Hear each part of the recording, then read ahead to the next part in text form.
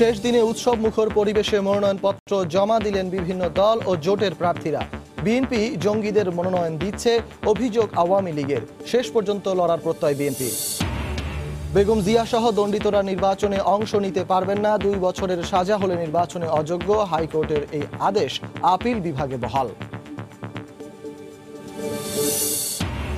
এবং মহাজোটের প্রার্থী তালিকা চূড়ান্ত হতে মনোনয়নপত্র প্রত্যাহারের শেষ দিন পর্যন্ত অপেক্ষা করতে হতে পারে, জানালেন জাতীয় পার্টির মহাসচিব।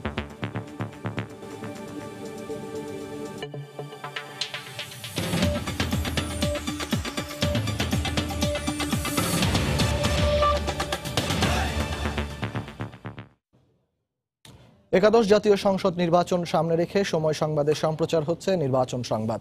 নির্বাচনী খবরের পাশাপাশি থাকছে সাধারণ মানুষের প্রত্যাশার খবর নিয়ে ভোটের আড্ডা। আজ থাকছে জয়পুরহাট ও ফেনী থেকে ভোট আড্ডা। নির্বাচন সংবাদের সঙ্গে আছি আমি সজল মিত্র রিচার্ড। একাদশ জাতীয় সংসদ নির্বাচনে মনোনয়নপত্র জমা দেওয়ার শেষ দিনে উৎসব মুখর পরিবেশে ঢাকার 20টি আসনের মনোনয়নপত্র জমা দিলেন মহাজোট প্রার্থীরা। লেভেল প্লেইং ফিল্ড নিশ্চিত হয়েছে দাবি করে সব দলের অংশগ্রহণে অবাধ ও সুষ্ঠু নির্বাচন হবে বলে আশা করেন তারা। মনোনয়নপত্র জমা দেওয়ার কার্যক্রম চলে বিকেল 5টা পর্যন্ত। এর আগে সকাল 10টার পর ঢাকার রিটার্নিং অফিসারের কার্যালয়ে মনোনয়নপত্র জমা দেন ঢাকা 2 আসন থেকে মহাজোটের প্রার্থী খাদ্যমন্ত্রী অ্যাডভোকেট কামরুল ইসলাম, ঢাকা 20 আসনে বেনজির আহমেদ। ঢাকা বিভাগীয় কমিশনারের কার্যালয়ে আসেন ঢাকা 10 আসনে আওয়ামী লীগের প্রার্থী ব্যারিস্টার শেখ ফজলে নূর তাপস, ঢাকা 11 আসনে AKM রহমতুল্লাহ সহ অন্যান্যরা।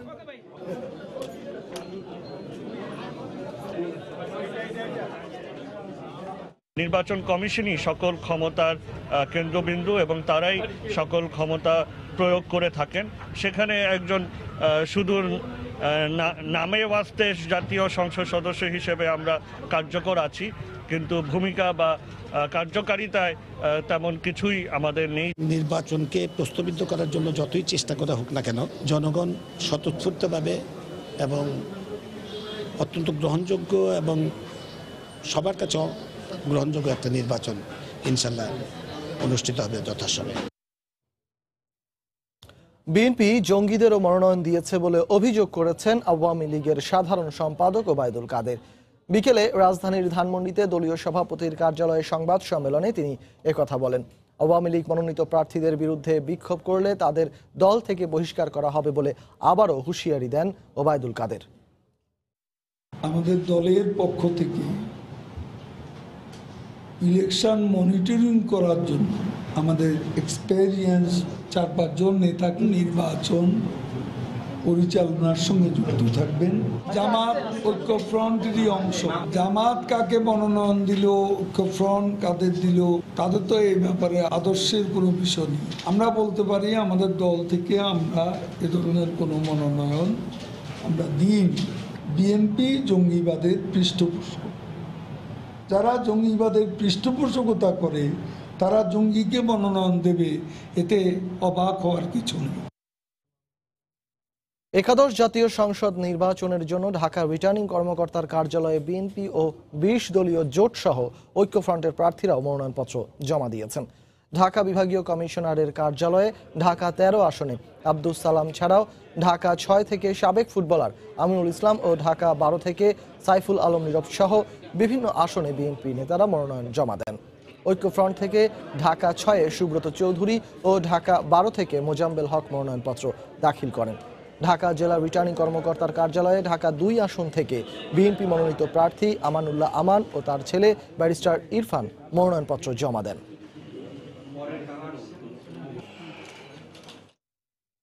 নির্বাচন সংবাদে আরো থাকছে, নির্বাচনী আমেজে সরগরম জয়পুরহাট, ভোটের মাঠে গুরুত্ব পাবে নানা উন্নয়ন, হিসেব নিকেশে ব্যস্ত সাধারণ মানুষ।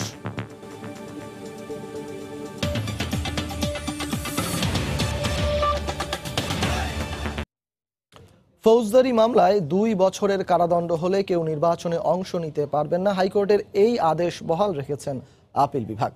হাইকোর্টের আদেশের বিরুদ্ধে বিএনপির এক নেতার আবেদনের পরিপ্রেক্ষিতে এ আদেশ দেন আপিল বিভাগ। দুদকের আইনজীবী বলছেন, দণ্ডিতদের ক্ষেত্রে এ রায়ের আলোকে সিদ্ধান্ত নিতে হবে নির্বাচন কমিশনকে।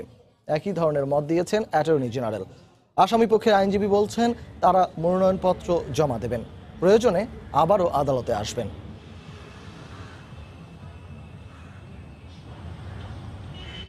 যদি ইতিমধ্যে তারা মুক্ত হয়ে যান, অর্থাৎ খালাসও হন, তবুও তাকে 5 বৎসর কাল অপেক্ষা করতে হবে নির্বাচনে অংশগ্রহণ করার জন্য।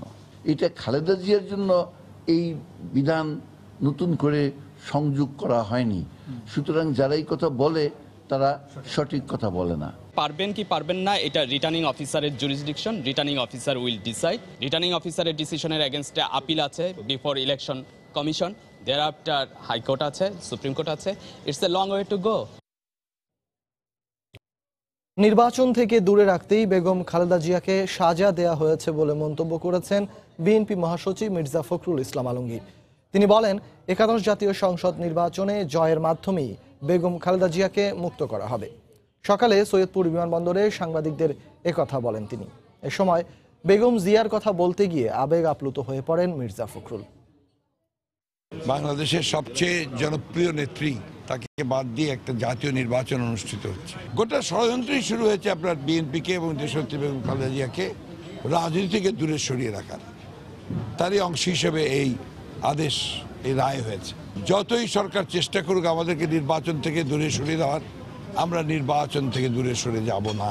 আমি আশা করছি যে বগুড়া 6 থেকে আমি নির্বাচনে করব দেশনেত্রী বেগম খালেদা জিয়ার নামে। এবং আজকে এই ফর্মের সই করতে গিয়ে আমি অত্যন্ত ভারাক্রান্ত হয়েছি, আমার নেতারা ভারাক্রান্ত হয়েছে। আমরা পরম করুন আল্লাহ তাআলার কাছে আস্থা রাখছি যে আল্লাহ তাআলা আমাদেরকে কায়েম করবেন এবং আমরা জয়ী হব ইনশাল্লাহ। নির্বাচন সংবাদে আরো থাকছে, ফেনীতে উড়াল সেতু, রেলওয়ে ওভারপাস, বাঁধ নির্মাণ সহ নানা উন্নয়ন দৃশ্যমান।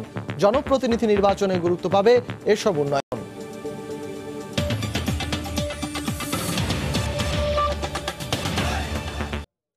আসন ভাগাভাগি শেষে মহাজোটের প্রার্থী তালিকা চূড়ান্ত হতে মনোনয়নপত্র প্রত্যাহারের শেষ দিন পর্যন্ত অপেক্ষা করতে হতে পারে বলে জানিয়েছেন জাতীয় পার্টির মহাসচিব ABM রুহুল আমিন হাওলাদার।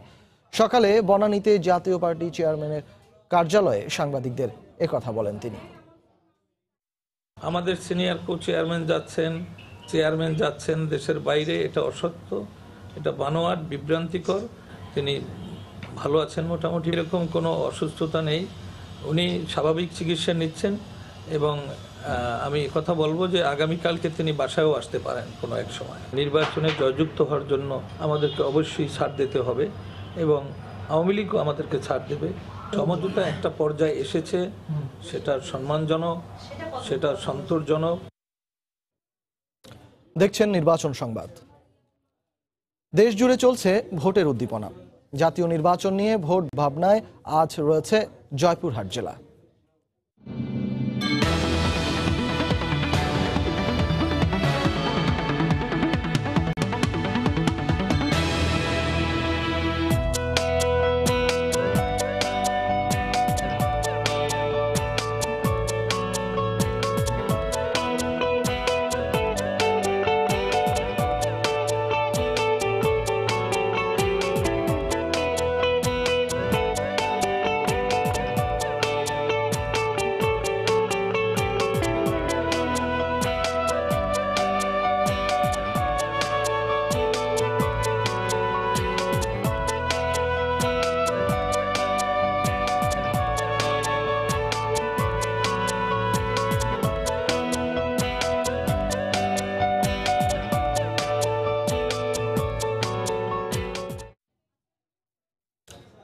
জাতীয় নির্বাচন নিয়ে ভোটের আড্ডায় সাধারণ মানুষের প্রত্যাশা ও ভাবনা জানাতে এই মুহূর্তে জয়পুরহাট আবুল কাশেম ময়দান চত্বরে আছেন রিপোর্টার সাইফুর রহমান রকি। সরাসরি চলে যাচ্ছি সেখানে। সীমান্ত ঘেঁষা শহর হিসেবে পরিচিত জয়পুরহাট, এখানে 2টি সংসদীয় আসন রয়েছে, মোট ভোটার রয়েছে 7,06,000। সব ভোটারই আসলে এখন প্রত্যাশা করছে, এরই মধ্যে যেহেতু মনোনয়ন দেওয়া হয়ে গেছে দলগুলোর, সেক্ষেত্রে তারা এখন সব আলোচনার কেন্দ্রবিন্দুই এই নির্বাচনকে ঘিরে। তারা সবাই তাকিয়ে আছে 30 ডিসেম্বরের দিকে। আমরা এই বিষয়ে কথা বলার জন্য আবুল কাশেম ময়দানে দুজন জয়পুরহাটবাসীর সাথে উপস্থিত হয়েছি। আমরা তাদের মতামত এবং তাদের প্রত্যাশার কথা জানবো। আমি প্রথমে চলে যাচ্ছি, আমার বাম দিকে আছেন এম.এ. করিম, তিনি পরিচালক জয়পুরহাট চেম্বার অফ কমার্সের। আমরা আপনার কাছে জানতে চাচ্ছি, একাদশ জাতীয় সংসদ নির্বাচন সামনে ঘনিয়ে আসছে, এর মধ্যে বিগত দিনের যে প্রাপ্তির খাতা, সেই হিসেবটি আপনারা কিভাবে মিলাচ্ছেন এখন? ধন্যবাদ আপনাকে। আমরা জয়পুরহাটবাসী, আমাদের অনেক দিনের প্রত্যাশা, ইলেকশন আমাদের কাছে চলে এসছে। প্রত্যেকের নজর এখন ইলেকশনের নির্বাচনের দিকে। আমরা প্রত্যাশা করব একটা ভালো ফেয়ার ইলেকশন হোক। আগামী দিনে যে সমস্ত ব্যক্তিদ্বয়রা আসবেন, সরকার আমাদের দেশে যথেষ্ট উন্নয়ন করেছে, উন্নয়নের ধারা আমরা সব দিক থেকেই ভালো পেয়েছি। শিক্ষা, সাংস্কৃতিক, রাস্তাঘাট, ইলেকট্রিসিটি এবং প্রত্যেক মৎস্য, সব দিক থেকেই ভালো পজিশনে আছি আমরা। তো আমরা চাওয়ার তো শেষ নাই, আমরা আরও প্রত্যাশা রাখি আগামী দিনে যিনারা নির্বাচন করে আসবেন, আমাদের অসমাপ্ত কাজগুলো তারা সমাপ্ত করবেন, এই প্রত্যাশা তাদের কাছে আমাদের থাকবে। তৎসহ আমরা জয়পুরহাটবাসী অবহেলিত এলাকা বেডার বলতে আমরা বসবাস করি। আমাদের পরবর্তী জেনারায় যে মেরু থেকে আসুক, আমরা তাদের কাছে এই প্রত্যাশাই রাখবো তিনারা যেন আমাদের অসমস্ত কাজগুলোকে সমাপ্ত করেন এবং আন্তরিক হন, এই প্রত্যাশাই তাদের কাছে আমরা রাখব। আমরা জয়পুরহাটবাসী এই ব্যাপারে আন্তরিক আছি। যে কোনো ব্যাপারে আমরা সবসময় তাদের পাশে থাকব এবং সহযোগিতা করব। ধন্যবাদ। এই পর্যায়ে আমরা কথা বলবো শারমিন সুলতানা, জেলা সমন্বয়ক ইয়ং বাংলার। আপনি তো একজন তরুণ ভোটার, এবারে প্রথমবার আপনি ভোট দেওয়ার সুযোগ পাচ্ছেন।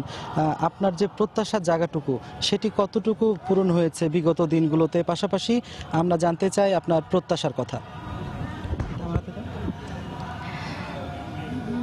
আমি শারমিন সুলতানা, আমি জয়পুরহাটের স্থায়ী বাসিন্দা। আমি ইয়াং বাংলার জেলা সমন্বয়ক হিসেবে আছি বা কাজ করছি। তো আমি যেটা দেখছি যে বিগত বছরগুলোতে আমাদের যে উন্নয়নের ধারাটা ছিল, সেটা আমি বলবো যে অবশ্যই ঊর্ধ্বগতিতেই ছিল। এবং পরবর্তী সরকার যে আসুক না কেন, আমি অবশ্যই আশা করব যে এই ঊর্ধ্বগতিটা অব্যাহত থাকবে। এবং আমরা অবশ্যই, যেহেতু এখন একটা নির্বাচনের হাওয়া বয়ে যাচ্ছে, এই জন্য অবশ্যই প্রত্যাশা করব যে একটা সুষ্ঠু অবাধ নির্বাচন হবে এবং আমরা যারা নতুন ভোটার আছি বা তরুণ তরুণী আছি, তারা যেন আমাদের মতামতটা ভোটের মাধ্যমে সঠিকভাবে প্রকাশ করতে পারি, এরকম একটা পরিবেশ বজায় থাকবে আর কি। এটাই আর কি প্রত্যাশা আমাদের নির্বাচন উপলক্ষে। আমরা আরেকটু আপনার কাছে জানতে চাই যে সামনে যারাই নির্বাচিত হয়ে আসুক, আপনাদের প্রাণের দাবি আরও কিছু আছে কিনা, যে এই দাবিগুলো আসলে পূরণ হলে জয়পুরহাট একটি উন্নয়নের শহর হিসেবে পরিচিতি পাবে? ধন্যবাদ আপনাকে। এরকম অপ্রত্যাশিত দাবি তো অনেক থাকবেই। উন্নয়ন তো একবারে শেষ হয় না, একটা উন্নয়ন হয়ে গেলে পরবর্তীতে আরেকটা উন্নয়ন আসে দাঁড় হয়ে যায়। চাওয়া পাওয়ার শেষ নেই।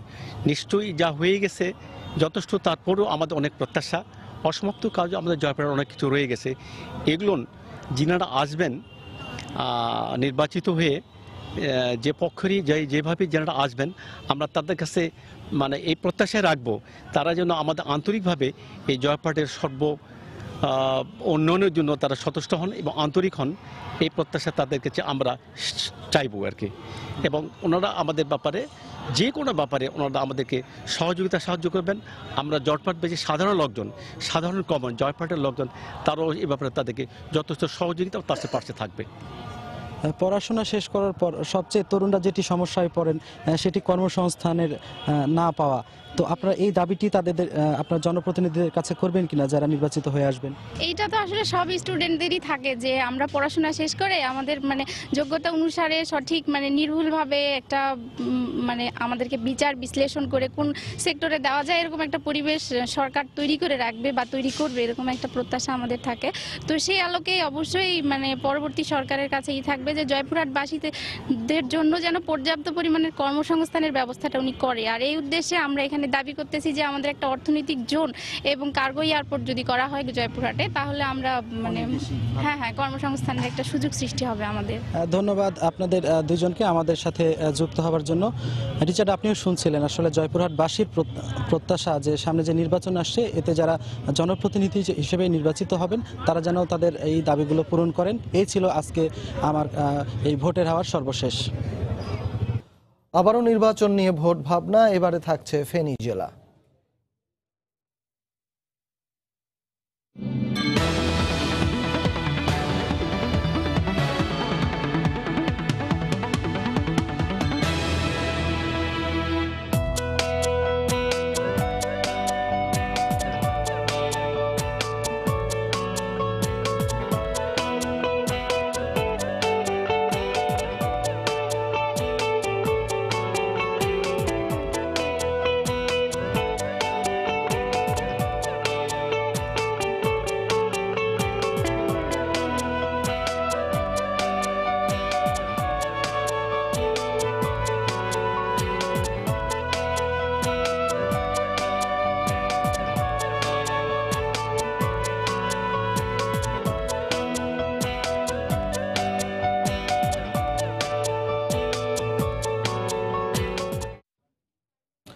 জাতীয় নির্বাচন নিয়ে ভোটের আড্ডায় সাধারণ মানুষের প্রত্যাশা ও ভাবনা জানাতে এই মুহূর্তে ফেনী জেলা পরিষদ ডাক বাংলো চত্বরে আছেন রিপোর্টার রাশেদ লিমন।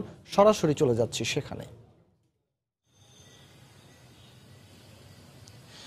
রিচার্ড, ভোটের আড্ডায় এই মুহূর্তে আমি রয়েছি ফেনীতে। এখানে আজকে ভোটের আড্ডায় আমার সঙ্গে অতিথি হিসাবে আছেন জনাব অ্যাডভোকেট জনাব জাহিদ হোসেন খসরু। উনি সভাপতি ফেনী জেলার সম্মিলিত সাংস্কৃতিক জোটের, এবং আমার সঙ্গে আছেন মালিহা নূর, ও হচ্ছে গিয়া ইয়াং বাংলার ফেনীর জেলা সমন্বয়ক। স্বাগত আপনাদের দুজনকেই এই আমাদের আজকে ভোটের আড্ডায়। জনাব খসরু, আপনাকে দিয়েই শুরু করি। আসলে ভোটের ডামাডোল তো শুরু হয়ে গেছে, এবং আজকে কিন্তু বলতে গেলে একটি মানে আরো একটি ধাপ, সেই যে মূলত আমরা যেটা দেখি যে প্রচারণা শুরু হবে 9 তারিখের পরে, প্রার্থী প্রত্যাহার পরে, কিন্তু আজকে কিন্তু আরেকটি ধাপ পার হলো, অর্থাৎ মনোনয়ন জমা দেওয়ার শেষ দিন গেল। তো সবকিছু মিলেই কিন্তু বলতে গেলে এই যে দেশ জুড়েই কিন্তু জমে উঠেছে নির্বাচন, এবং সেই নির্বাচনের এই ডামাডোলে আপনারা যারা ভোটার রয়েছেন, সুশীল সমাজের প্রতিনিধি রয়েছেন, আপনাদের কাছে আসলে যদি বলি বিগত দিনগুলোতে প্রাপ্তির খাতায় কি জমা হয়েছে এবং আগামীতে প্রত্যাশায় কোন কোন বিষয়গুলো আপনাদের রয়েছে? আপনাকে ধন্যবাদ। আমরা সবসময় বিশ্বাস করি একটি শান্তিপূর্ণ পরিবেশ, মানুষ একটু স্বস্তিতে থাকুক, দেশটা উন্নয়নের দিকে এগিয়ে যাক, এটাই আমাদের প্রত্যাশা। তো সেক্ষেত্রে আমরা বলতে পারি যে আজকে এই ফেনী জেলাকে আমি যদি ধরি, এখানে উন্নয়নের যে ছোঁয়া লেগেছে সেটা আসলেই অত্যন্ত প্রশংসনীয়। যে উন্নয়নগুলো হয়েছে, বিশেষ করে আমরা যারা ঢাকা চট্টগ্রাম আসা যাওয়া করি, আজকে যে 4 লেন হয়েছে, আমরা এটা সুফল ভোগ করছি। আজকে এই ফেনীতে মহিপালে আপনি দেখবেন বাংলাদেশের সর্ববৃহৎ যেটা 6 লেন ফ্লাইওভার হয়েছে, এটা আর কোথাও নেই। এবং প্লাস আমাদের যে আজকে ফতেপুর রেল ক্রসিং, যেখানে আপনার অসংখ্য দুর্ঘটনা ঘটেছে, সেখানে আজকে ওভারপাস হয়েছে, এতে মানুষ অনেক উপকৃত হয়েছে। আজকে আমরা যদি ধরি আমাদের ফেনী সদর হাসপাতাল 250 শয্যা আজকে উন্নীত হয়েছে, অনেক আধুনিক যন্ত্রপাতি বসানো হয়েছে এবং এখনও বসানো হচ্ছে। আমাদের শিক্ষা প্রতিষ্ঠানগুলোর দিকে যদি তাকাই, সেখানে অনেক একাডেমিক এবং প্রশাসনিক ভবন নির্মাণ হয়েছে। আজকে কমিউনিটি ক্লিনিকের মাধ্যমে মানুষ সেবা পাচ্ছে। আজকে আমরা যদি ধরি যে বিদ্যুতায়নের কথা, আজকে এই জেলা 100% বিদ্যুতায়ন, এটা একটা গর্বের বিষয়। আমরা যে সেক্ষেত্রে নির্বাচনকে সামনে রেখে আপনাদের প্রত্যাশার জায়গায় কোন কোন বিষয়গুলো এখনো যে বিষয়গুলো আসলে ফেনীবাসীর জন্য প্রয়োজন বলে মনে করেন? আমরা একটা বিষয় বলি যে এই ফেনীতে একসময় রাজনৈতিক দলগুলোর মধ্যে অনেক হানাহানি ছিল, সংঘাত ছিল, এতে করে অনেকেরই প্রাণ ঝরেছে। আজকে বিগত বছরগুলোতে কিন্তু ফেনীতে কোনো রাজনৈতিক দলাদলি বা বড় ধরনের কোনো সংঘাত হয়নি, যাতে করে কারো প্রাণহানি ঘটেছে।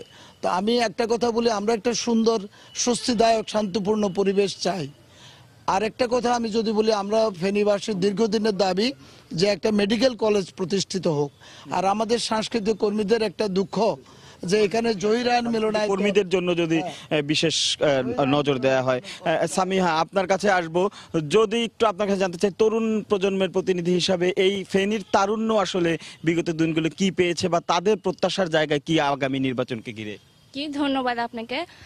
তরুণদের প্রত্যাশাটা বরাবরই একটু বেশি। তো তরুণদের প্রতিনিধি হিসেবে যদি বলতে পারি, বিগত 10 বছরে ফেনীতে অনেক উন্নয়নই হয়েছে। তার মধ্যে যেমন উল্লেখযোগ্য, ফেনী জেলায় 39টি শেখ রাসেল ডিজিটাল ল্যাব স্থাপিত হয়েছে, যার মাধ্যমে প্রায় 5000 তরুণ তরুণী এবং শিক্ষার্থীরা কম খরচে কম্পিউটার প্রশিক্ষণ গ্রহণ করতে পেরেছে। এছাড়া ফেনী জেলার প্রতিটি ইউনিয়নে বেকার তরুণ তরুণীদের জন্য e commerce post digital centre স্থাপিত হয়েছে, যেখান থেকে প্রতিদিন প্রায় 5 থেকে 7,000 মানুষ সেবা গ্রহণ করছে। এছাড়া লার্নিং অ্যান্ড আর্নিং প্রকল্পের আওতায় 8 থেকে 10,000 তরুণ তরুণী প্রশিক্ষণ গ্রহণের মাধ্যমে বা ঘরে বসে অনলাইনে তারা আয় করতে পারছে। আর সেক্ষেত্রে তরুণদের জন্য আসলে কি করার আছে বলে এখনো মনে করেন? তরুণদের জন্য চাওয়া আমাদের ফেনীতে একটি হাইটেক পার্ক নির্মাণ করা, এটাই তরুণদের থেকে চাওয়া। এছাড়া যারা শিক্ষিত বেকার যুবক বা যুবতীরা যারা রয়েছে, তাদের জন্য সরকার সামনে যিনি গঠিত হন, তার কাছে চাওয়া এটাই যে শিক্ষিত বেকার যুবকদের জন্য ফেনী জেলা কর্মসংস্থানের জন্য। সেক্ষেত্রে এই তরুণ ভোটার হিসাবে খুবই সংক্ষেপে এক লাইনে জানতে চাচ্ছি যে কেমন নির্বাচন প্রত্যাশা করছেন? তরুণ ভোটার হিসেবে অবশ্যই আমার আশা একটি সুষ্ঠু সুন্দর নির্বাচন গঠিত হোক, যার মাধ্যমে আমরা তরুণরা সুষ্ঠু এবং যোগ্য প্রার্থী নির্বাচন করতে পারি। জি, শুনছিলাম। এখন আপনার সাথে একটা লাইনে জানতে চাই, যেহেতু খুব বেশি বাকি নেই নির্বাচনের, কেমন নির্বাচন আসলে দেখতে চান? আমরা চাই একটা সুন্দর শান্তিপূর্ণ পরিবেশে একটা নির্বাচন হোক, মানুষ ভোটাধিকার প্রয়োগ করুক এবং যারা যোগ্য প্রার্থী তারা নির্বাচিত হয়ে আসুক, এটাই আমাদের প্রত্যাশা। এবং আমরা যেটা বলি যে এখন পর্যন্ত সার্বিক পরিস্থিতি দেখছেন, সারা গোটা দেশ তো আছে, ফেনীতে যে অবস্থা দেখছেন, ফেনীর সার্বিক পরিস্থিতিতে কি মনে হচ্ছে? একটা সুন্দর পরিবেশ, উৎসবমুখর পরিবেশ বিরাজ করছে। এবং আজকেও যেখানে মনোনয়নপত্র দাখিল হয়েছে, আমরা দেখেছি যে যারাই মনোনয়নপত্র দাখিল করেছেন অত্যন্ত উৎসবমুখর পরিবেশেই মনোনয়নপত্র দাখিল করেছেন। এবং আমরা আশা করি সকল প্রার্থী সুন্দরভাবে ভোটে অংশ নেবে এবং জনগণ তাদের ভোটাধিকার প্রয়োগ করে তাদেরকে যাকে যোগ্য মনে করবে তাকে নির্বাচিত করবে। ধন্যবাদ আপনাকে। এতক্ষণ শুনছিলাম রিচার্ড, এই ফেনী জেলাকে কেন্দ্র করে এই ফেনী জেলার ভোটাররা আমরা দুই প্রজন্মের দুজনকে পেয়েছিলাম। তারা বললেন তাদের বিগত দিনের প্রাপ্তির কথা এবং সামনের প্রত্যাশার কথা, এবং তারা আশা করছেন শান্তিপূর্ণ একটি নির্বাচন মাধ্যমে এই ভোটগুলো অনুষ্ঠিত হবে, সেই ভোটে তাদের প্রত্যাশার প্রতিফলন ঘটবে। তো রিচার্ড, এই ছিল আমার কাছ থেকে এই ফেনী জেলার ভোটের আড্ডা। জাতীয় নির্বাচনকে সামনে রেখে সাধারণ মানুষের প্রত্যাশার কথা জানাতে ফেনী থেকে আমাদের সাথে যোগ দিয়েছিলেন রিপোর্টার রাশেদ লিমন, এবং তারও আগে জয়পুরহাট থেকে আমাদের সাথে যোগ দিয়েছিলেন আমাদের আরেক রিপোর্টার সাইফুর রহমান রকি। এ পর্যায়ে শিরোনামগুলো জানিয়ে দিচ্ছি আরেকবার। শেষ দিনে উৎসব মুখর পরিবেশে মনোনয়নপত্র জমা দিলেন বিভিন্ন দল ও জোটের প্রার্থীরা। বিএনপি জঙ্গিদের মনোনয়ন দিচ্ছে, অভিযোগ আওয়ামী লীগের। শেষ পর্যন্ত লড়ার প্রত্যয় বিএনপি। বেগম জিয়া সহ দণ্ডিতরা নির্বাচনে অংশ নিতে পারবেন না, 2 বছরের সাজা হলে নির্বাচনে অযোগ্য। হাইকোর্টের এই আদেশ আপিল বিভাগে বহাল। এবং মহাজোটের প্রার্থী তালিকা চূড়ান্ত হতে মনোনয়নপত্র প্রত্যাহারের শেষ দিন পর্যন্ত অপেক্ষা করতে হতে পারে, জানালেন জাতীয় পার্টির মহাসচিব। এই ছিল এখনকার মতো। যে কোনো খবর পেতে ভিজিট করুন সময়নিউজ.tv। এছাড়া মোবাইলে সময় সংবাদ দেখতে ও সকল খবর পেতে ডাউনলোড করুন সময় অ্যাপ। এছাড়া এই মাত্র পাওয়া খবর আপনার মোবাইলে পেতে SMS করুন *BN লিখে পাঠিয়ে দিন 16242 নম্বরে। সঙ্গে থাকুন সময়।